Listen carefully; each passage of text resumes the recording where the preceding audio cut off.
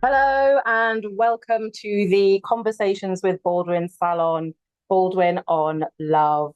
My name is Heather Marks. I am the festival curator of Conversations with Baldwin and creative producer at Words of Colour, the immersive change agency. I am a mixed race woman with black curly hair and I'm wearing a striped pink shirt and glasses.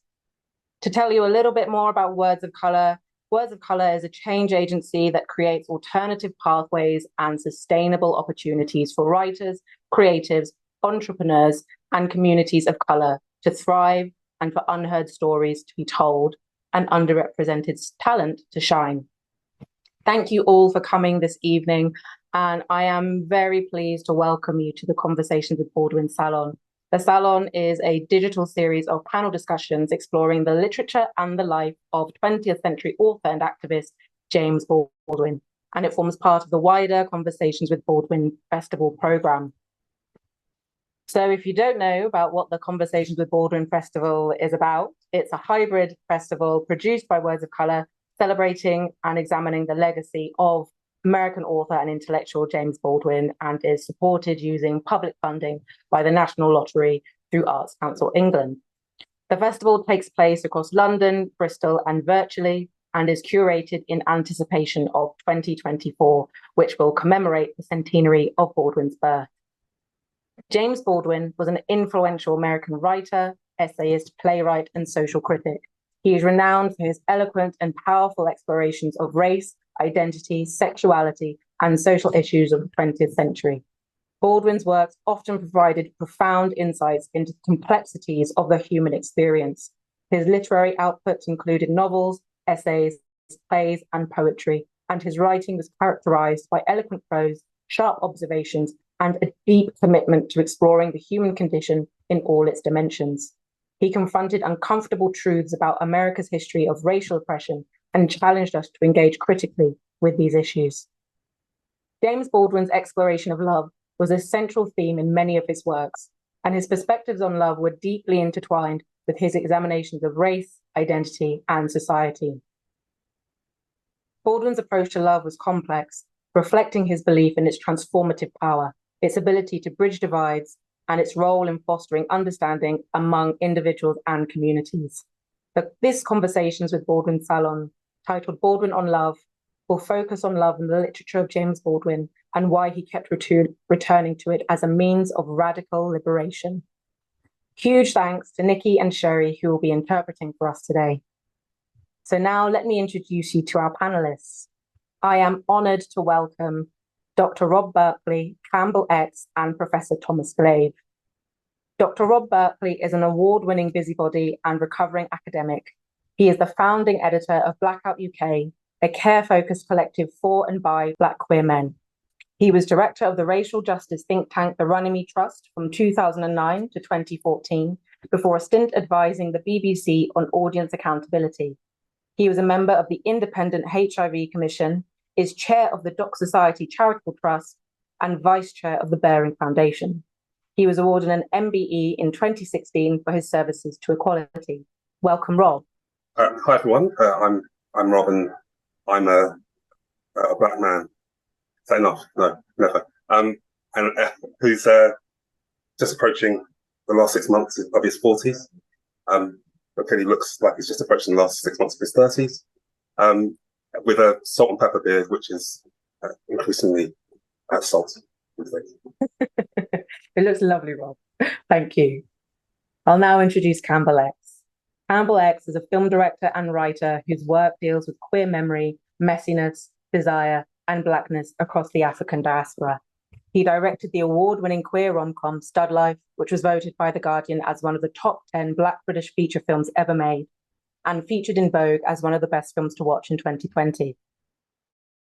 Campbell's latest film, Still We Thrive, about Black joy and resistance, is now screening globally in film festivals.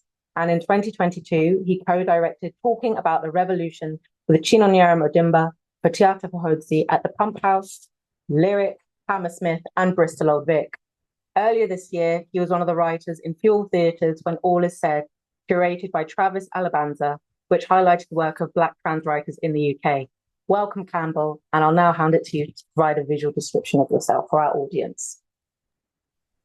Thanks, Heather. Thanks for inviting me. And yeah, I am wearing kind of grey cap thing. I'm a black guy, a bit fey, with pearls around my neck and a white shirt and a grey waistcoat, and my cap's grey, and I've got some sort of glasses, almost like Malcolm X-y type spectacles. That's me. And I've got a beard, like a tufty beard. Thank you. Thank you. I'll now introduce Thomas Glave. Professor Thomas Glave is the author of 4 books and editor of the anthology Our Caribbean, a gathering of lesbian and gay writing from the Antilles. A 2-time Fulbright scholar, he is a trustee of Writing West Midlands UK and People Tree Press, and a member of the Wasafiri and Transition editorial boards. An honorary visiting professor at the University of Liverpool and a professor of English at SUNY Binghamton, his most recent work appears in the White Review and Latin American Literary Review. Welcome, Thomas. Thank you very much, Heather. And for my thank you for the invitation as well. And for my description, I'm a man of African descent with a shaved head, wearing a pink shirt. Thank you. Thank you very much. And just thank you to all of my panel for joining me this evening. I think I want to start with love as self-acceptance in Baldwin's literature and in his philosophy. I want to begin with a quote from James Baldwin, written in his essay collection, The Fire Next Time.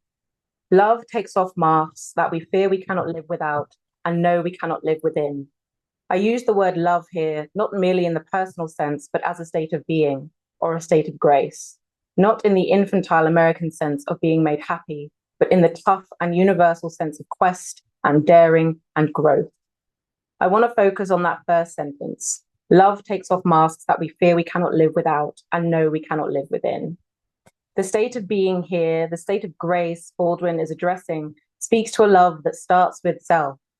On Tuesday at the book club, which began the festival, we were discussing Giovanni's Room, and this theme was particularly evident as David, the protagonist, grapples with his own sexuality and identity. Baldwin underscores that novel and here in that quote with the understanding that it is difficult to love another when you've not got that acceptance of yourself. Rob, I want to come to you first.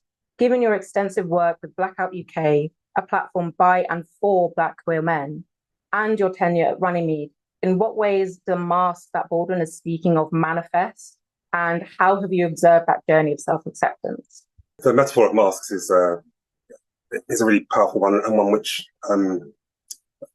relates, I guess, to Fanon and his thinking around kind of post-colonialism, decoloniality, the kind of language that I really struggle to get my tongue around, but actually is really crucial to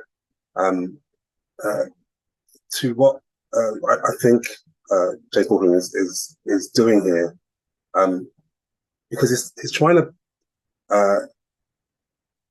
not necessarily to talk just about sexuality. He's talking about the way in which love enables a conversation.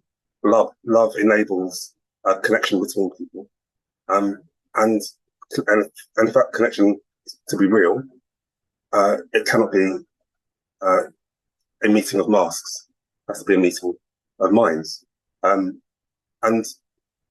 I found in looking at racial justice in the UK that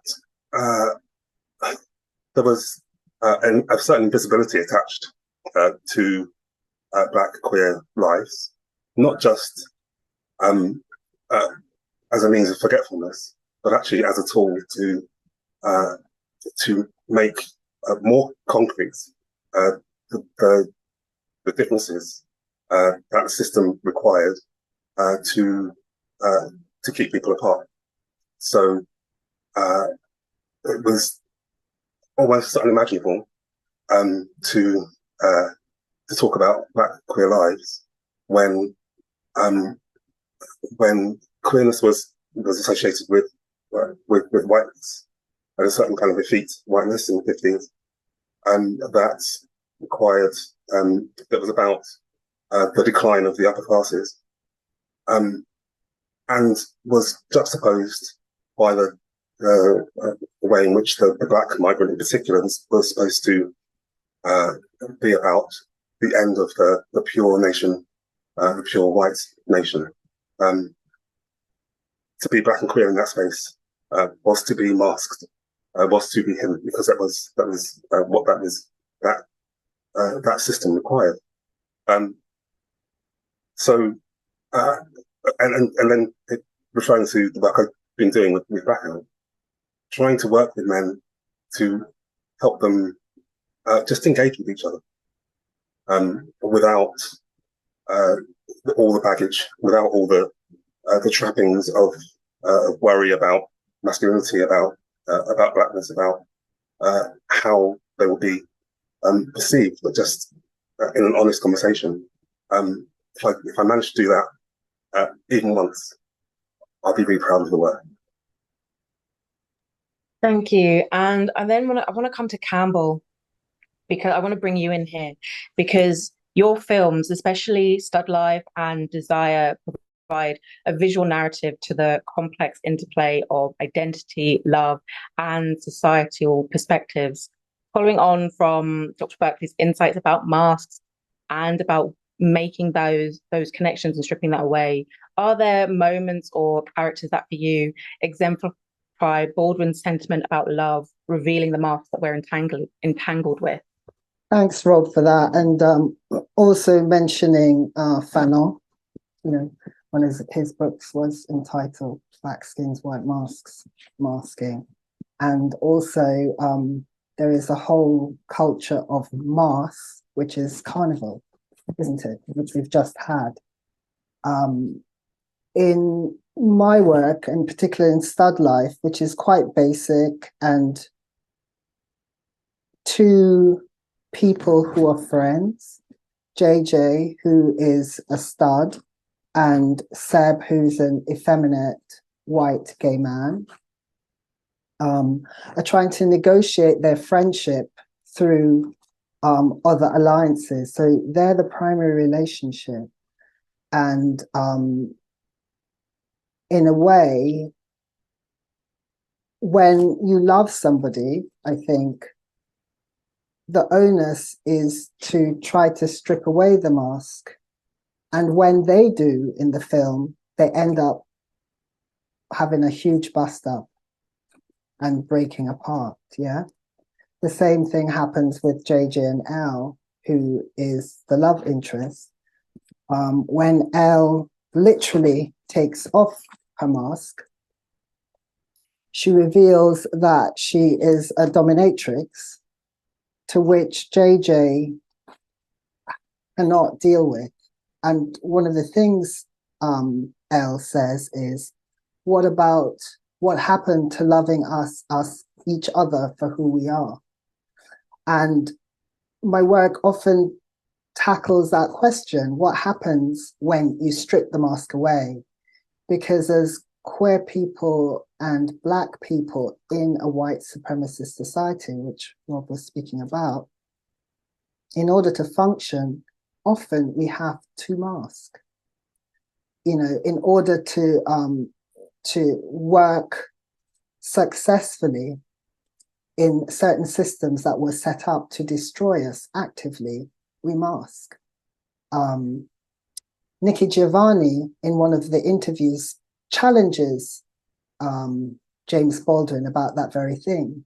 She says, the way you smile at that cracker, these are her words, when you go to work, when you come home, do that with me, because you're putting on a mask there to survive.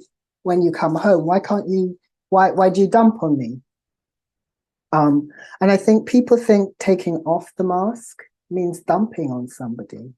When you reveal your authentic self, the authentic self somehow is horrible.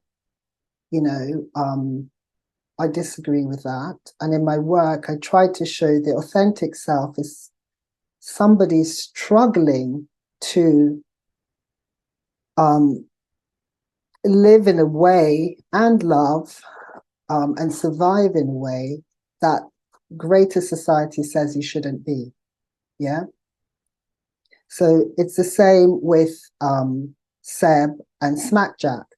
Seb cannot stand Smackjack. Smackjack is an effete gay man, of which Seb is as well. So Seb looks at Smackjack as a feminine gay man, and despises him, even though Smackjack is the one with the pure love, coming with an authentic self. Seb can't deal with that. Seb goes for the rough guy who beats him up. Spoiler alert. I mean, it's 10 years old, come on. Some of you would have seen it or not. People often have a visceral reaction to that scene, not because of the beating up though, because of the blowjob. So, you know, Seb is chasing this masculinity, and Baldwin grapples with manhood and masculinity in his work all the time. Yeah. And in stud life, masculinity is dealt with, masculinity in terms of the stud, masculinity in terms of the fear of the feminine by Seb, you know. And so in that way, self-love, how do we love the self that's despised in self, but despised, you know, by dominant society as well? Because feminine gay men are no longer the mainstream, as Rob mentioned in the 1950s. They are now the pariah. And we have to ask, how did that happen? And stud life kind of grapples with that question as well. It's really interesting you bring up that interview with Nikki Giovanni that Baldwin had, because I was rewatching that today. Yeah. And yeah, I got to that bit where she is calling him out, saying about that part, about when black men go out and then they are in this world that is dumping on them, and then they come home and they then dump on the women and the children around them. And she was really trying to pin him down on that. And you could see that he was giving her an answer that she wasn't satisfied with. And so I want to open it up to Thomas now to kind of come in and respond to Campbell and Rob. Yeah, I was thinking really second to second as I was listening to Rob and to Campbell, and about Baldwin's exercises of love and practice of love in his work throughout the fiction and the nonfiction. And I think that the masking quotient is one thing that I have always found really, really intriguing, because he deals with all kinds of vulnerabilities by way of masking and unmasking, as we've been talking about, right? But I think in particular, he's quite fearless in stripping away masking having to do with racialized anxiety, and sometimes masculinized anxiety too, whether he knew he was doing this or not. I think he was often very intentional in his outlook on what he was trying to achieve. But I'm aware of it. He had a quote in something, I don't quite recall the work now, in which it was one of his essays, in which he said that he wanted to get underneath where everybody lives.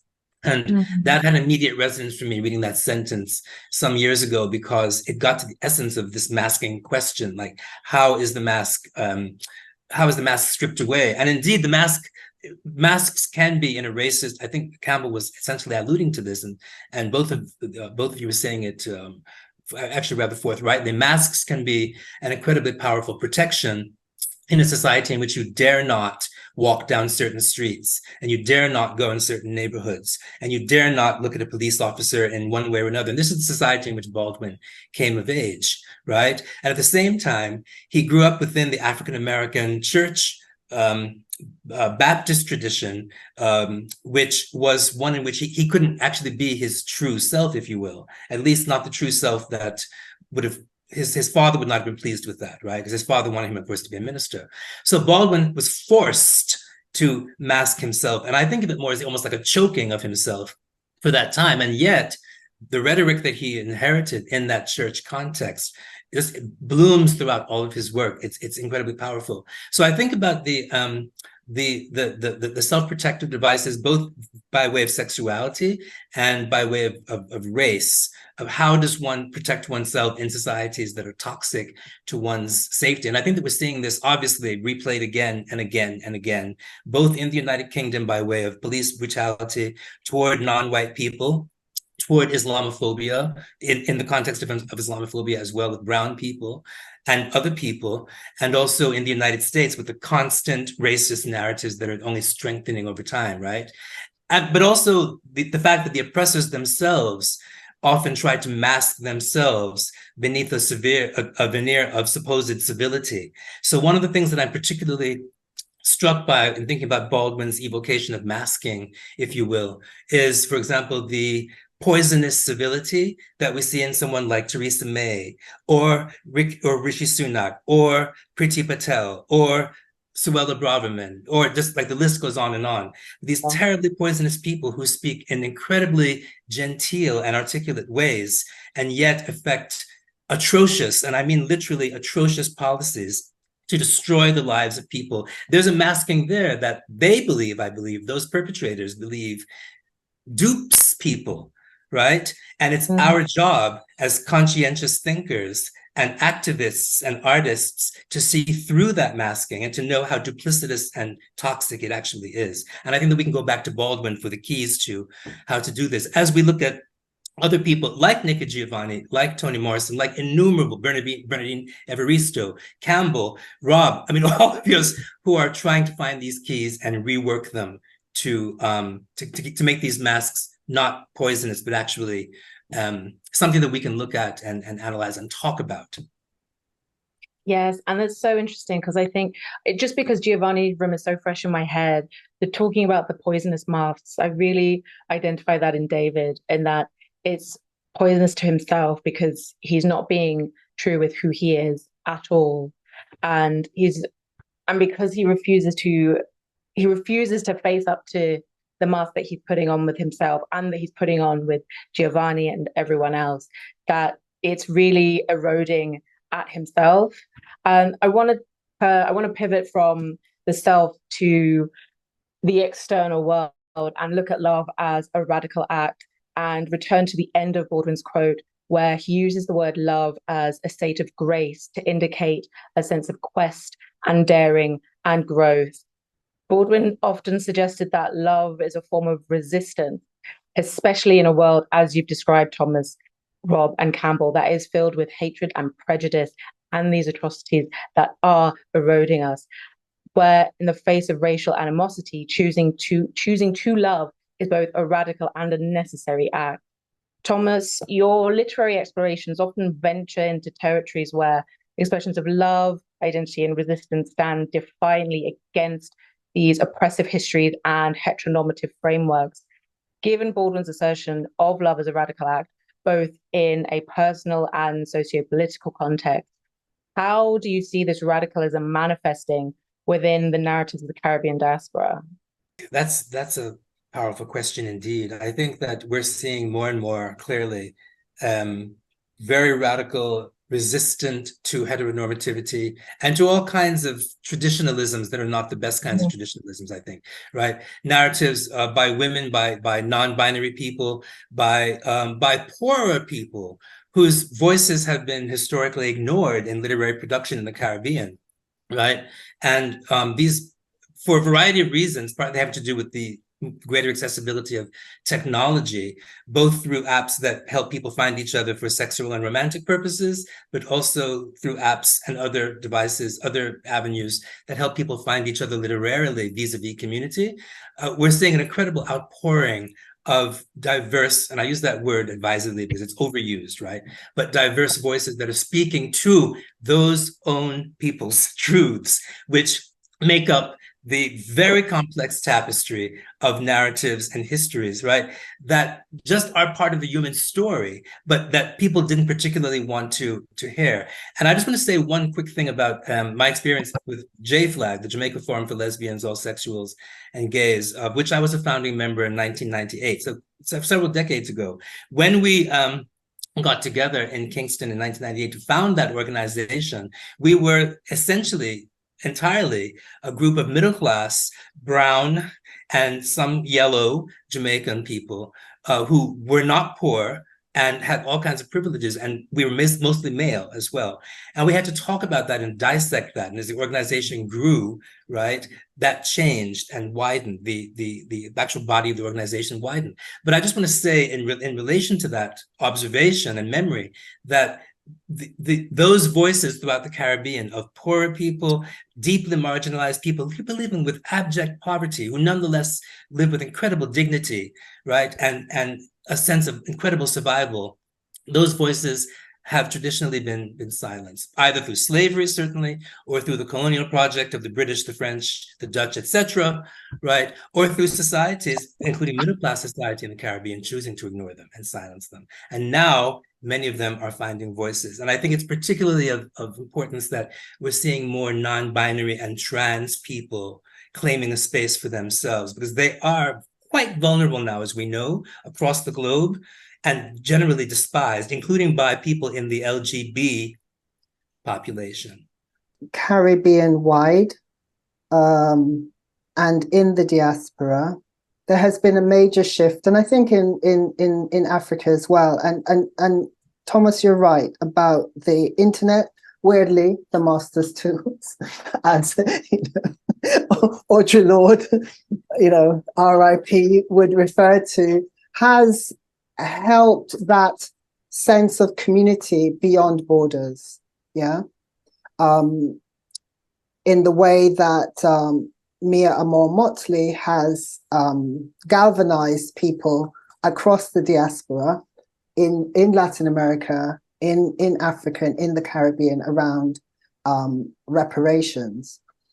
And I don't think it's a coincidence that that is happening at the same time as what you say, bubbling up from people who are incredibly disenfranchised, non-binary and trans people, particularly Black people in the Caribbean and in Latin America, are finding their voices through the internet.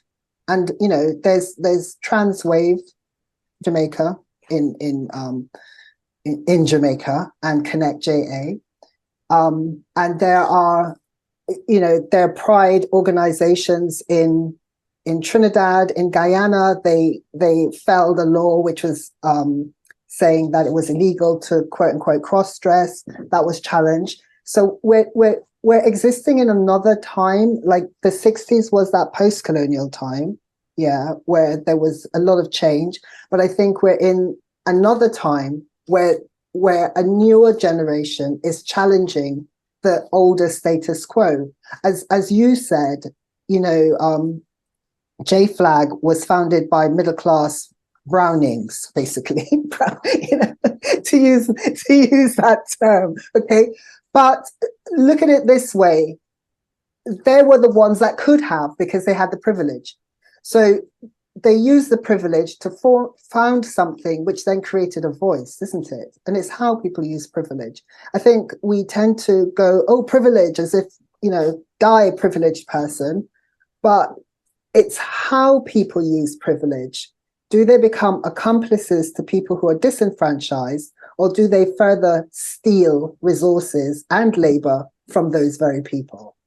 And I would say, if you use privilege in order to raise up and resource people who don't have access easily to certain resources, who are often asked to do the labor, and many times Black, trans, and non-binary people the labor is demanded of them, free labor.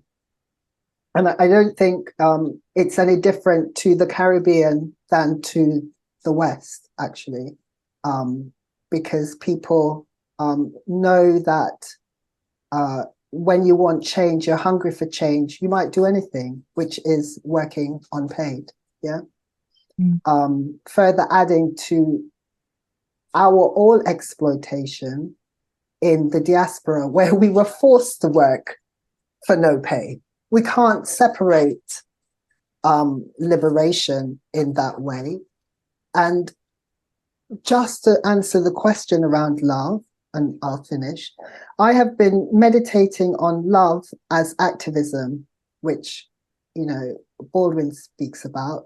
But when Thomas spoke about Suella Braverman and Priti Patel, and, you know, I was not feeling in a very loving way. But then I thought, you know, oh God, I thought if love is activism and love is radical, how can we transform their hate into love? Because the anger isn't working. The anger back isn't working. We're seeing backlash after backlash. The changes that we hope for not really happening. They're being dismantled. So I wonder if there's a way to send love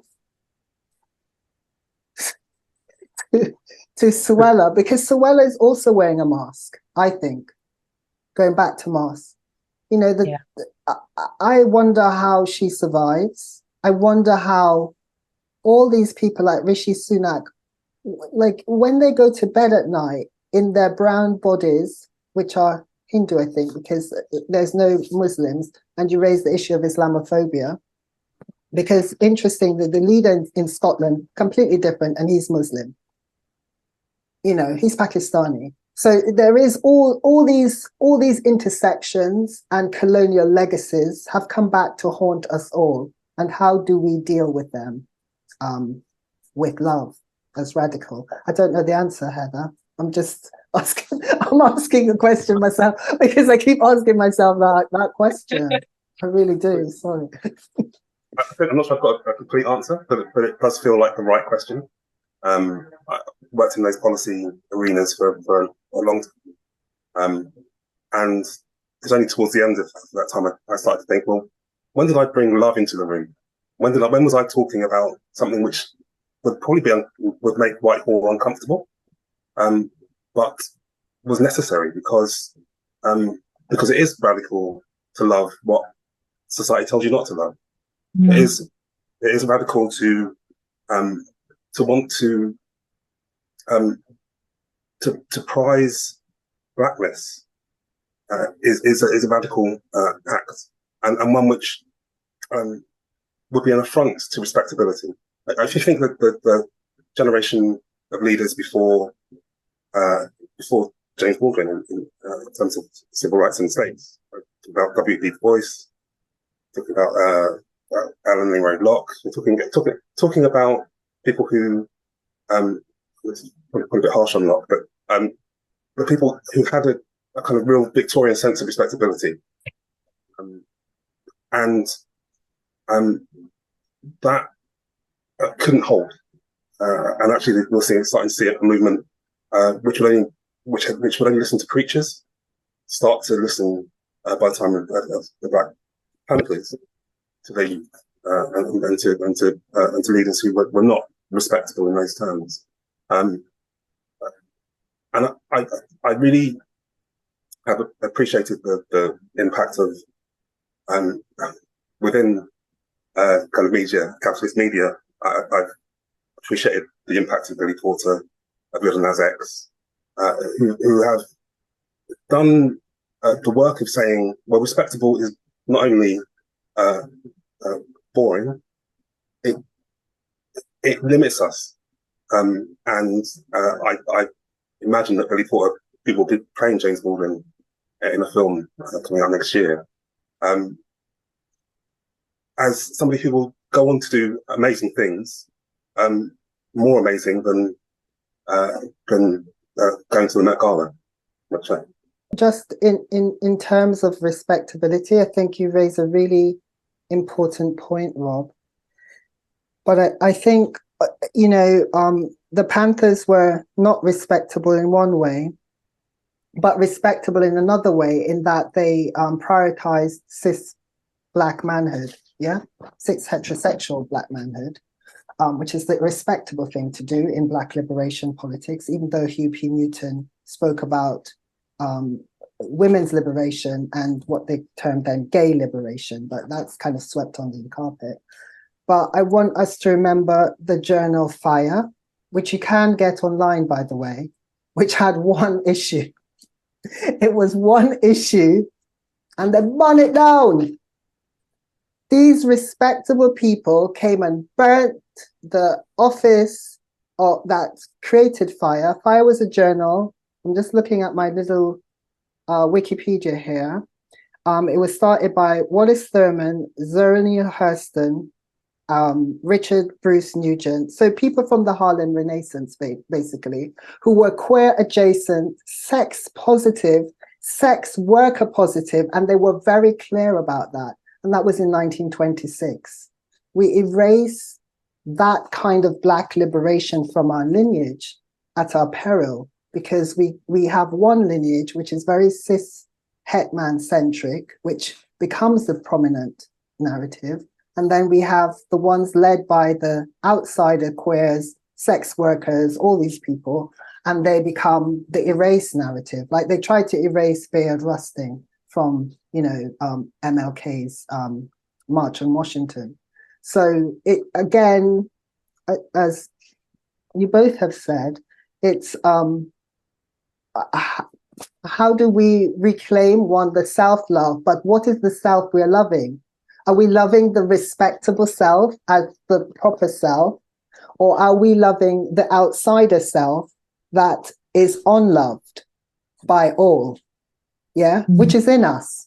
It is in us all. None of us are pure as the driven snow. So, we are complex human beings and we're queer. So we're already outside of societal norms anyway. Yeah. Could I, Heather, could I just jump in quickly, just to respond to some things that Campbell said?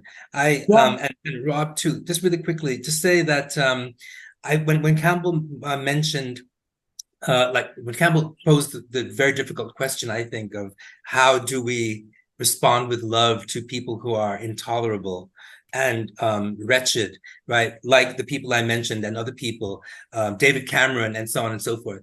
I was thinking how indeed, and I thought maybe we should just ignore them and not ignore what they've done and respond to the evil, etc., but keep doing the very work that we're doing here today, having these conversations, thinking about what more we can do in local and other communities to help everyone. Because I think that what I always get from Baldwin vis-a-vis this kind of consideration is that love, the practice of love in the world, in the most generous, wide-reaching sense, is really a discipline.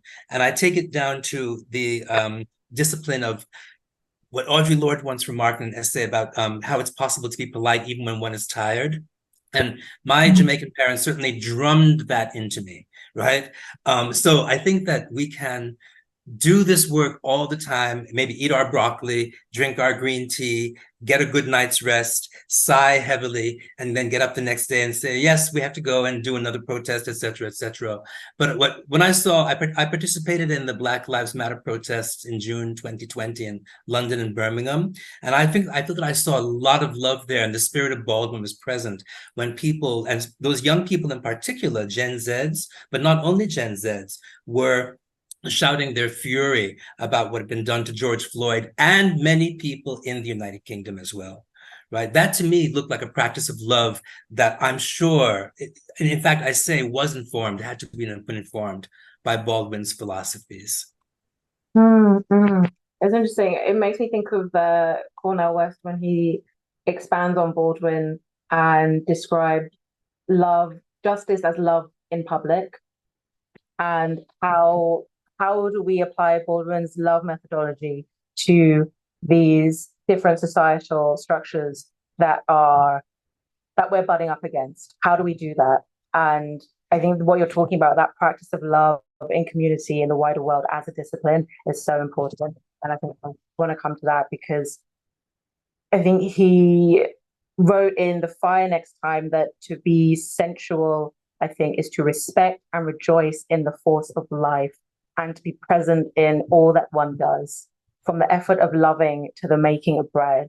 And from drawing from Baldwin's assertion that this true sensuality and love lies in a deep respect and joy for life, I come to the vignette of Baldwin's final days in France, where depicted in the biography written by David Leeming, where we witness a profound intimacy and community between him, Lucien, his friends, his lovers in those final days. And Baldwin's, how he so stressed that striving for tenderness and for love through maybe the mask of masculinity, the mask of respectability. And we're talking about Audre Lorde, we're talking about Bell Hooks, BlkOut UK, you put out that really amazing quote from that interview of Bell talking about Baldwin and how his aversion to sentimentality strove to illuminate the transformative power of genuine love, and that this love can be not only a personal journey but a fundamental cornerstone of community. So I'll open this out to everyone. How, in your opinion, can we, in our current climate, foster this authentic kind of love and community where relationships are not mere affectations, but profound connections that lead not only to our individual maturity, but to a collective maturity? Again, not a complete answer, but I do hope that in response to the Black Lives Matter marches in London, I personally couldn't face going on another march, but I'm very pleased that other people did. But having seen the pattern before of what happens in response to a very vocal uprising like that, we moved to create a series of meditations, a series of ways of spending the time that George Floyd was held down and murdered, and have to reclaim that, whether that was doing something physical or being serenaded or thinking about some art or just sitting in silence with your thoughts. Because we wanted to be able to say, beyond this protest, there still will be love. And beyond this moment, when government or the forces that we are seeking to change don't change, we will still be here for each other. And I think that I feel that was inspired by what I was understanding that Baldwin inspired when he talks about the responsibilities to the children, but also what happens when the fire engulfs us. Do we end up expiring and leaving everyone scattered to the four winds? So I was really proud of the way in which the group came together and said, no, actually, let's think about how we hold each other through this process. Thanks, Rob. Thank you. And I think just to go back to your point, Thomas, about the love being present on the marches, and to then bring it back to your point, Campbell, about how do we show love to those who despise us? It really makes me think of Baldwin, who was a friend to both Malcolm and to Martin Luther King Jr., and how how that affected him to kind of be in the middle of these two men who are kind of positioned as being polar opposites in how they approached racial justice and civil rights and human rights, and kind of how, I guess, just to put it out there to you all, actually, about thinking about love as justice as love being done in public, and how you can face your oppressor with love, with a Baldwinian love. I was thinking about MLK and how by some of the younger Black radicals, he was seen as a simp in a way, because he preached love. And Malcolm X was fire. But then when I was thinking about it, really, I was thinking they both were saying the same thing, in that they loved their people and wanted their people to be free, the Black people in the USA. It was, you can't put your life on the line like that, which they did, without some passion and love and care. Yeah. And back to the thing, love as process. In my work, when I'm on the set or even kind of doing the process of production, I think, you know, as a director, my job is to hold everybody together. My job is not to bark orders at people, but to hold people in order that they can do their best. They feel safe enough to do their best. And I think that's love as process, in that in all aspects of our lives, maybe we can think how to hold people in a process, in their thoughts, because we're not all going to agree. And what tends to happen is when people disagree, it just escalates into a brawl, basically. I've seen it on social media, and social media now is fueled by hostile algorithms. The more hostile you are, the further up you go. Yeah. So we're encouraged to hate, and in a way, that's what made me think, how can we de-escalate that and go back to love, right? And then, you know, with this kind of Baldwinian way of looking at process and radical love. And all I could think of, it's not an answer, but love is a vibration. Just a simple thing. I travel a lot, and I was in Manchester train station, and I was being served by this beautiful camp boy, who may or may not identify as non-binary, I don't know. So let's say person. And they were very, very sharp and hostile with me. And I thought, no, I'm going to send love vibration to them. And I just said something very nice about them, to them. Immediately, the wall dropped. Now, that could have gone two ways.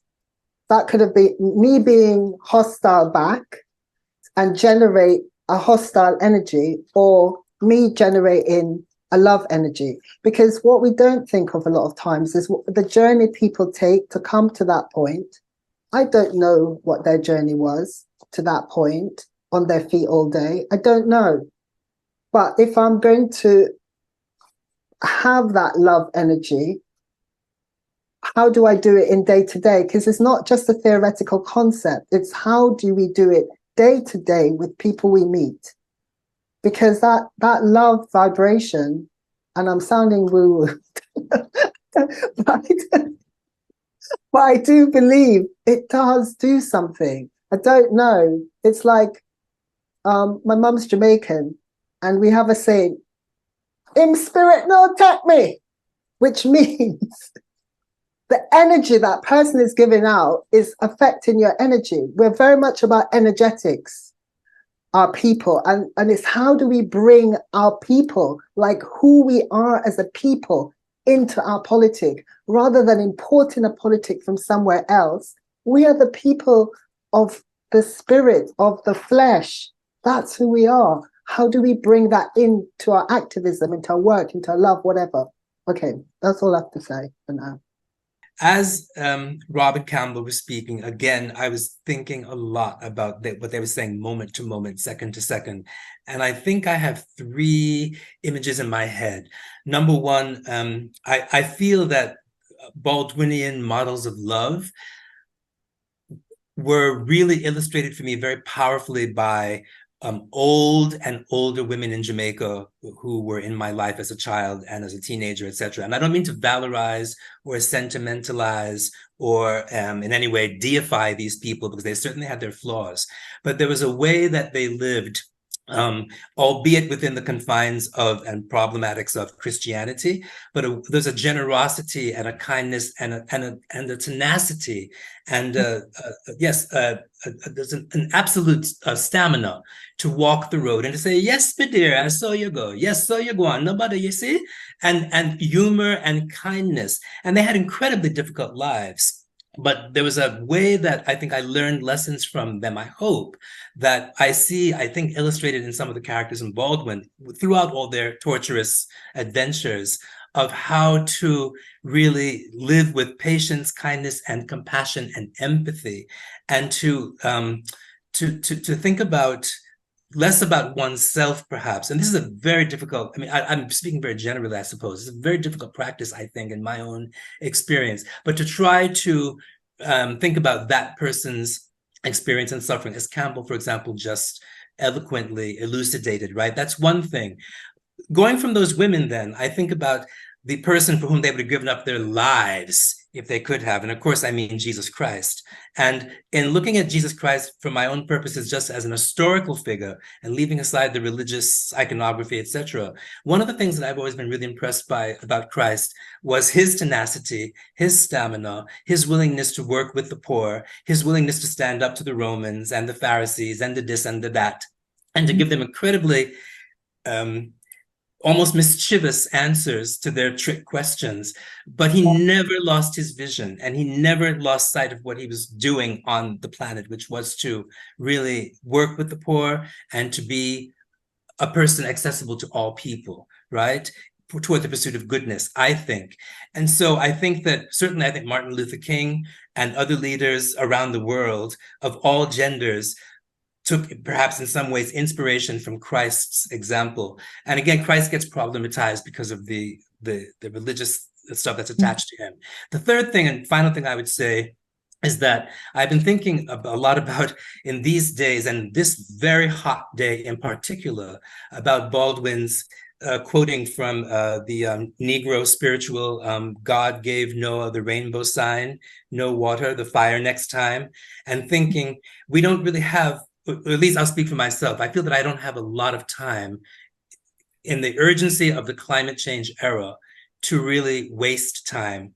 And so for me, I think in my work that I'm trying to do, whether it's literary work, my fiction, my nonfiction, my political activism, such as it is, my teaching, my community work, my volunteer work, my work with refugees, I think that there's a great urgency to just go ahead and go through and do it. And climate work as well, because the days are heatening, if you will, and we see all the disasters around the world that are particularly affecting, again, the most vulnerable people, the poorest people. And within those poorest people are more vulnerable people by way of trans and non-binary identities and or lives, right? So there's an enormous amount. I mean, when the seas rise, the seas won't care whether you're trans, non-binary, queer, this, that, or anything else, right? We're all swept away in the flood. So I think a lot these days about what is my conscientious responsibility vis-a-vis love and practice, discipline and stamina in a world that is becoming hotter and threatening all of us, but especially the poorest people. I mean, that's really interesting. I'm thinking about love as a fuel for activist stamina.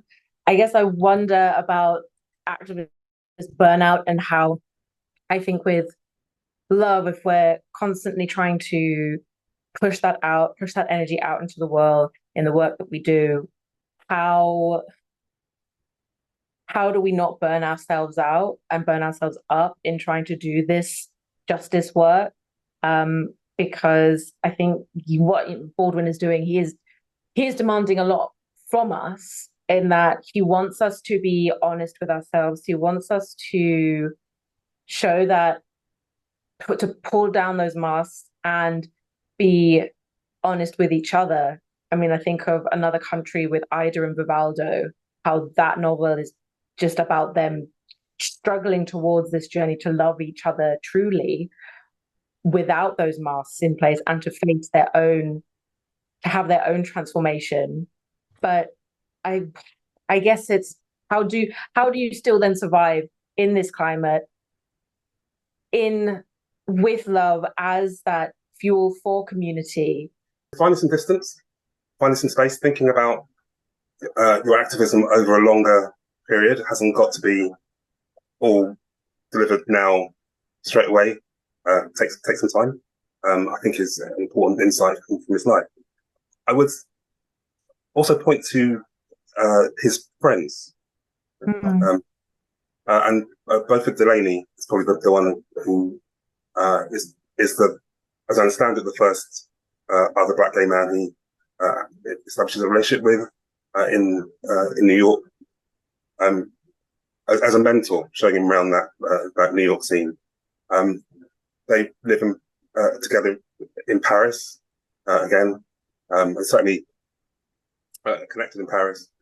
But both had some real challenges with his mental health later in life, and James looked after him all the way through that. And it feels that that's not a story that we hear much about James Baldwin. We hear the stories about his television appearances and his political work, but not that building really close friendships with people around you.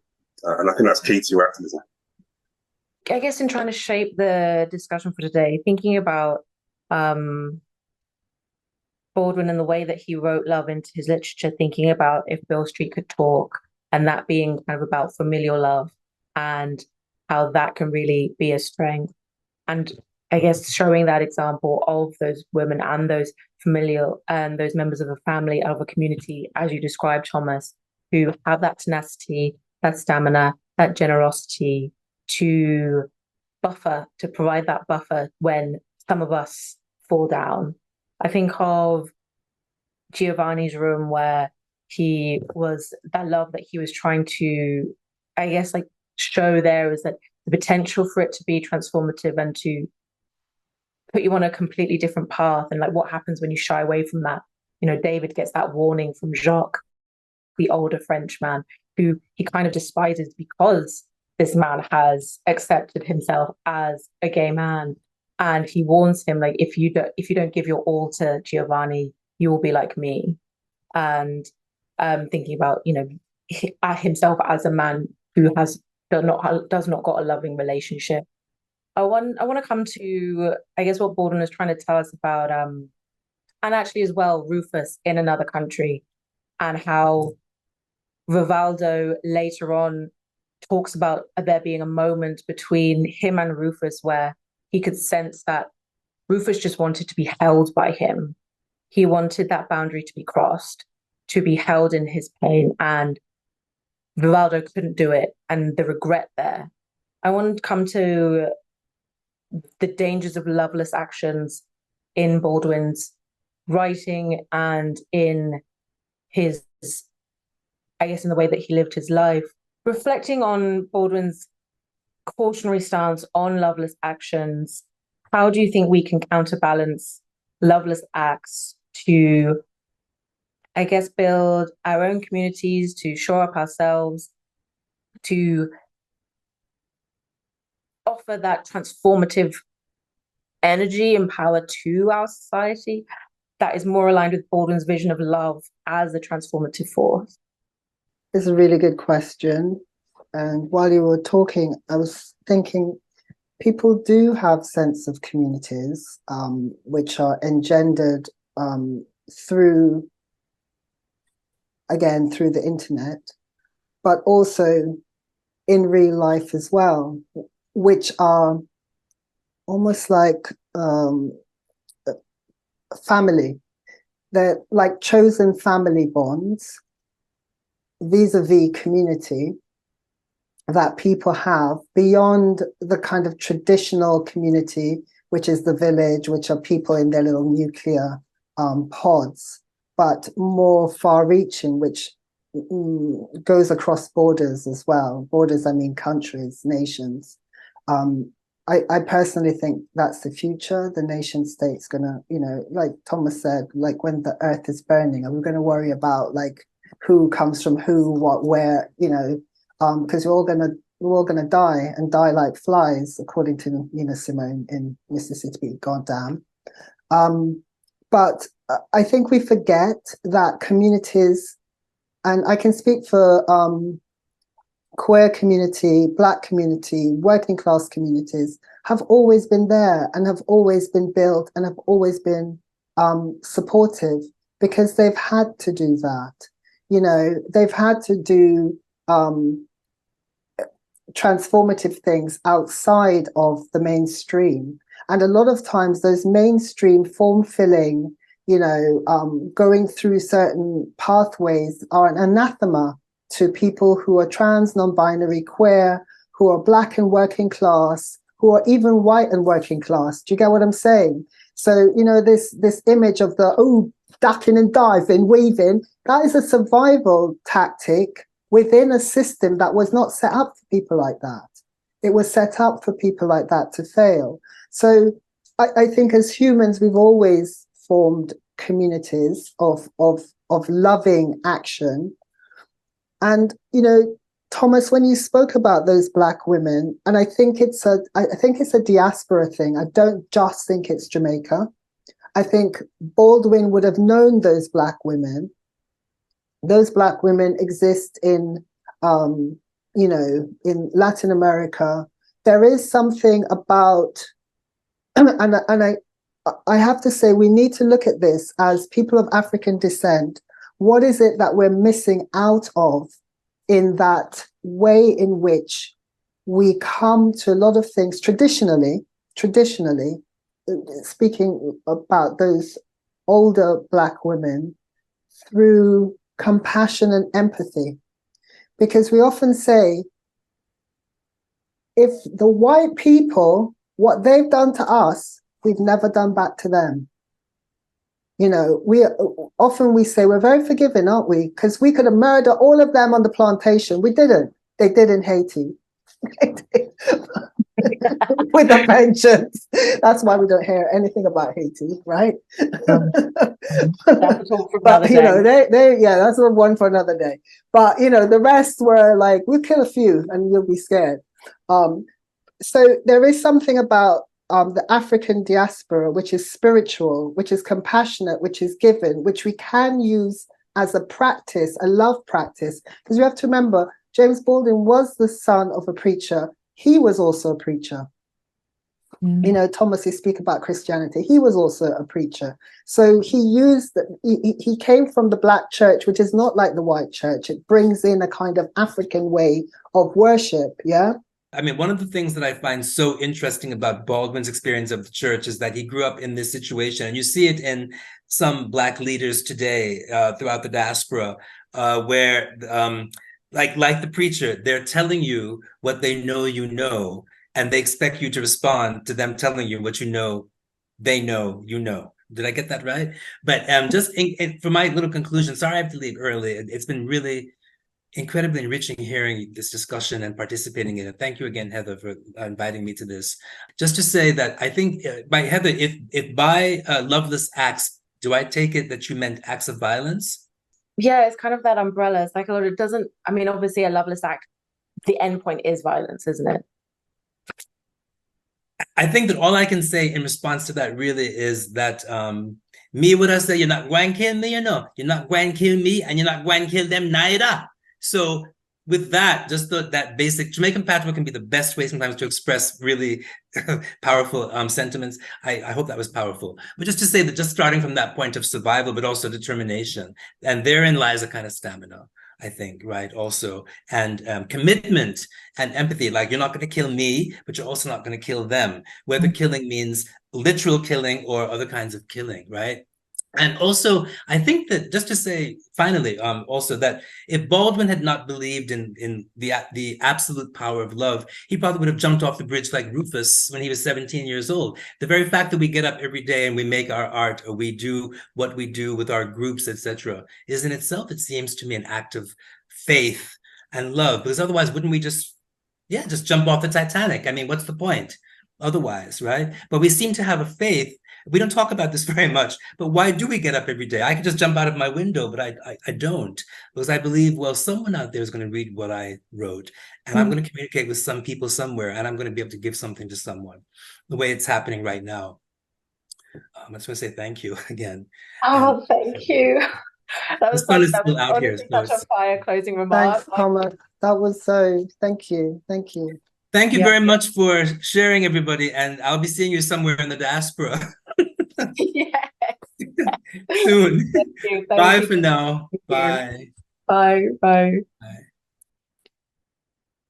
Yeah, honestly, I think what Thomas was bringing up about Baldwin and Rufus, because that whole part in another country is like inspired by something that happened to Baldwin's friend when he was a young man, and it's reading back on that dynamic about the fact that it was Baldwin himself who was the loveless one when he was talking to that friend. He was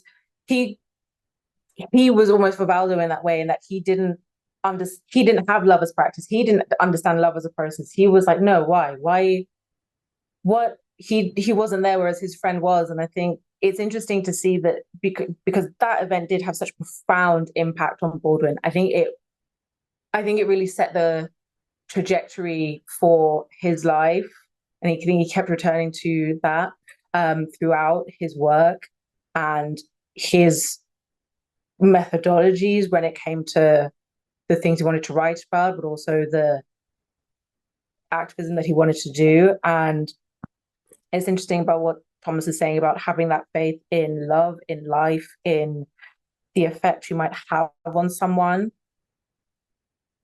Maybe it comes back to that idea of love as self-acceptance, is that, when that lovelessness to yourself, a loveless act to yourself, and thinking that you are the change that you might have is naught and null and void. I'm thinking out loud here. Now I'm gonna open it.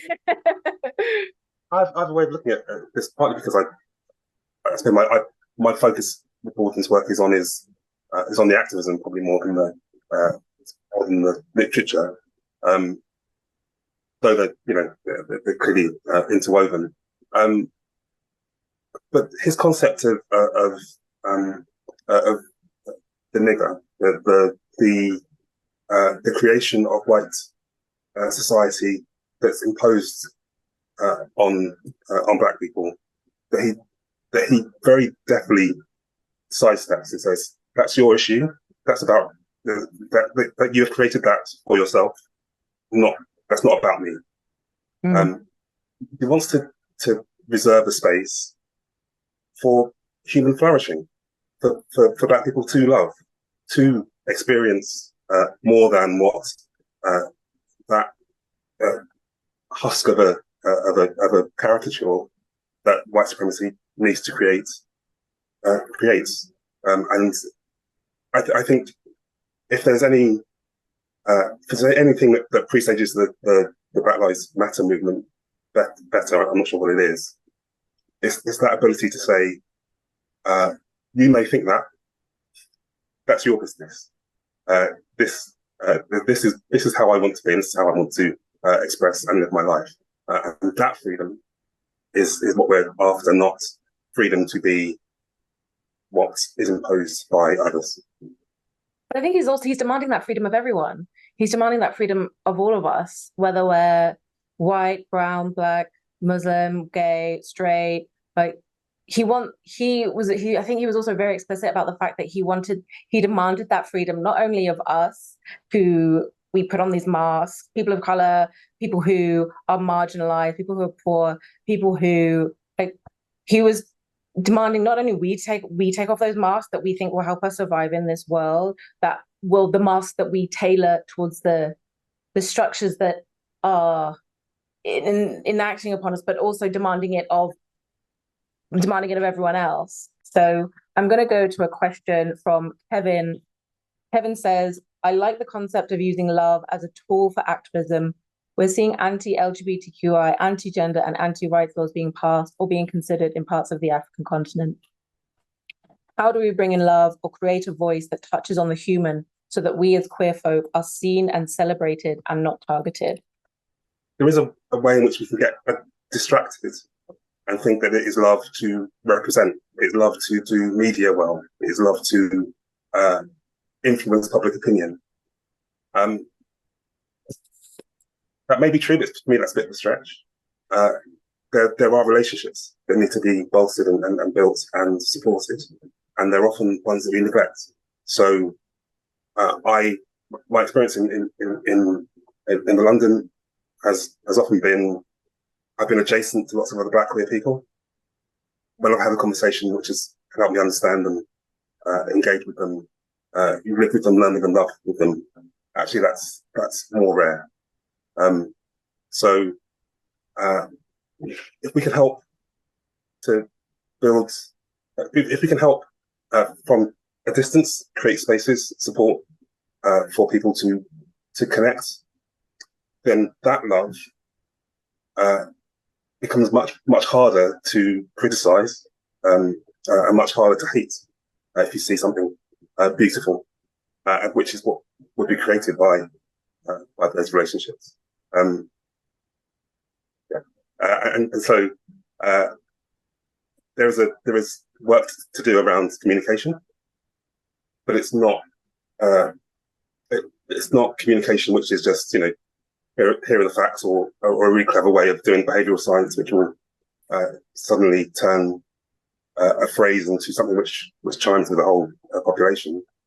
It's about showing, it's about building relationships for resilience that are about real love and real connection, and that will have a way of multiplying and showing to the rest of that society what's valuable about those lives.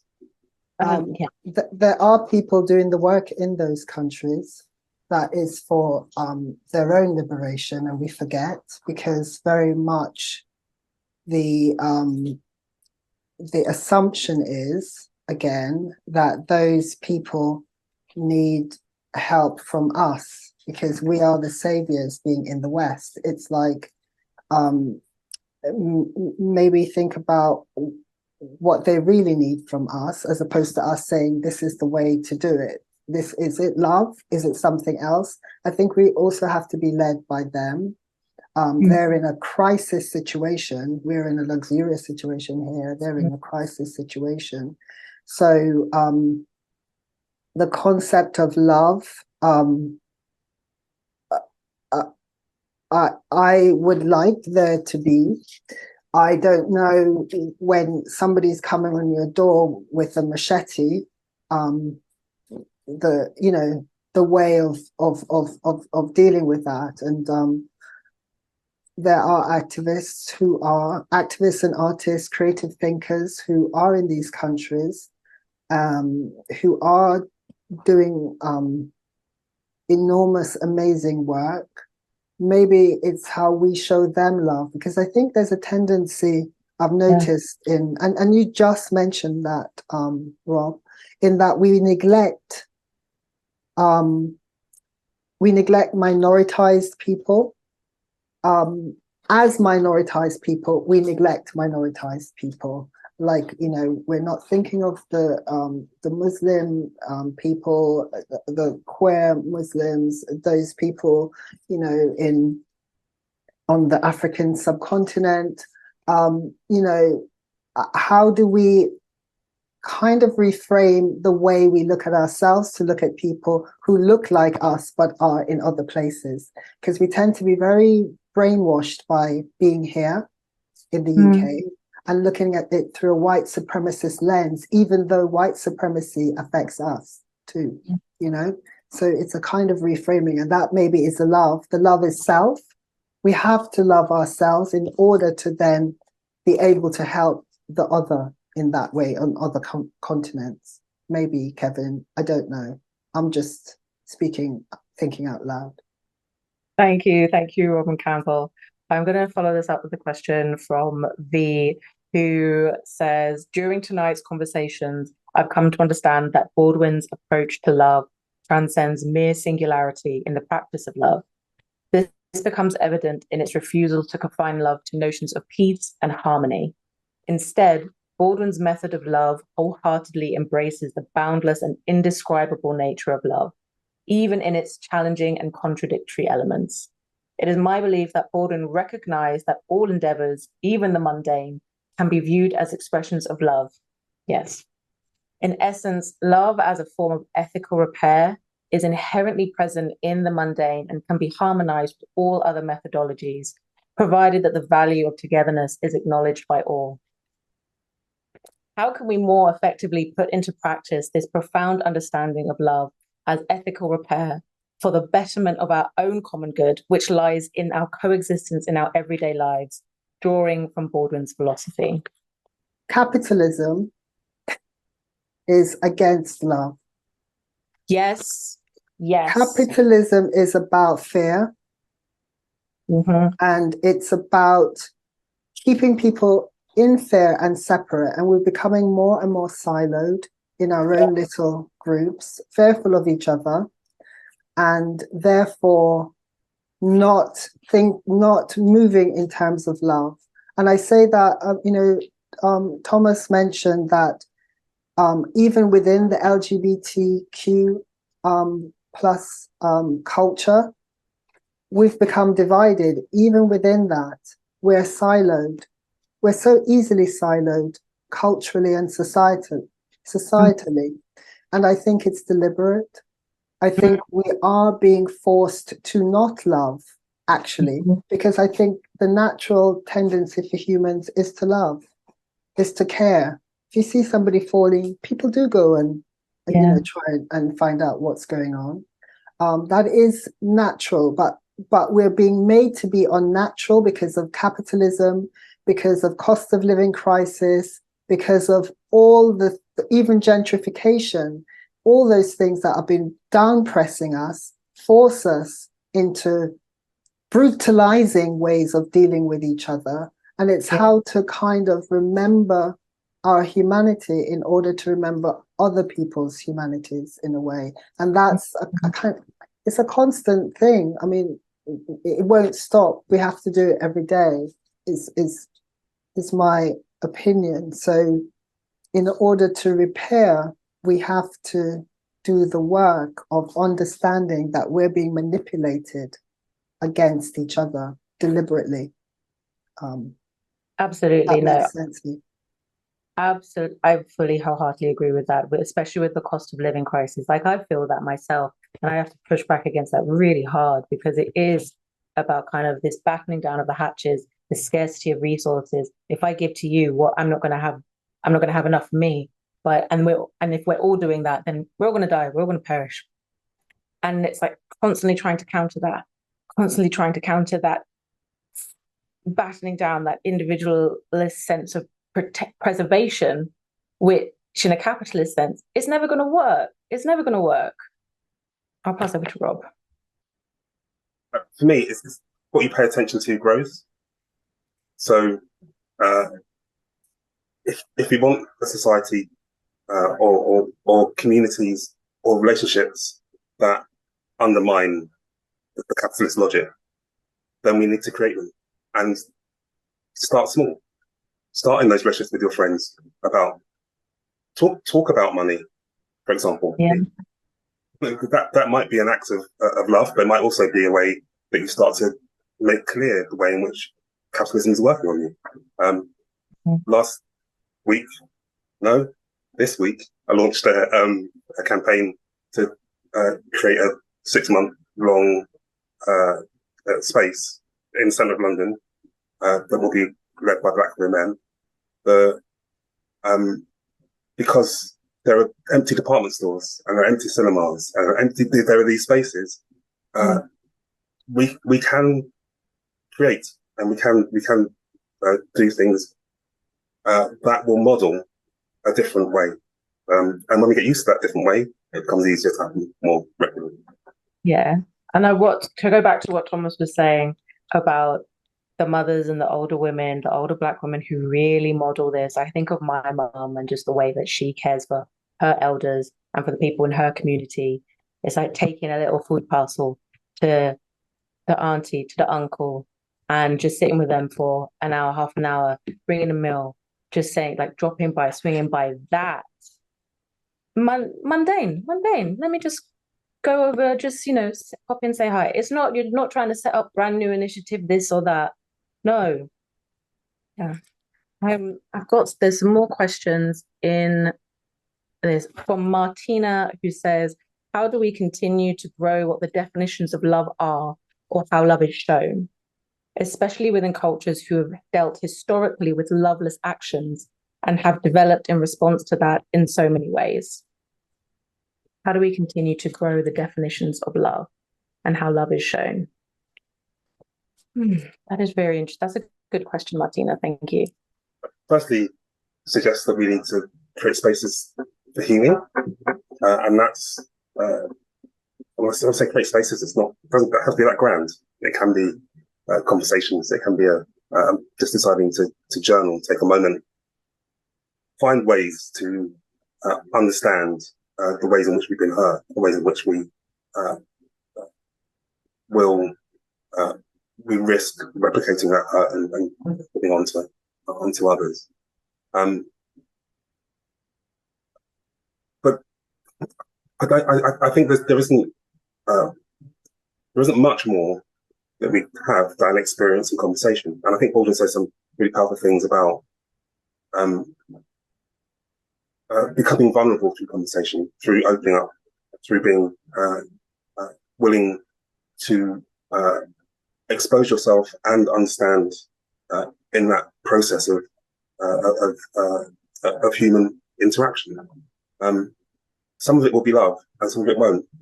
Some of it will get wrong, and some of it will get right. Let's find ways of championing the things we get right, and being honest and accountable for things we've got wrong.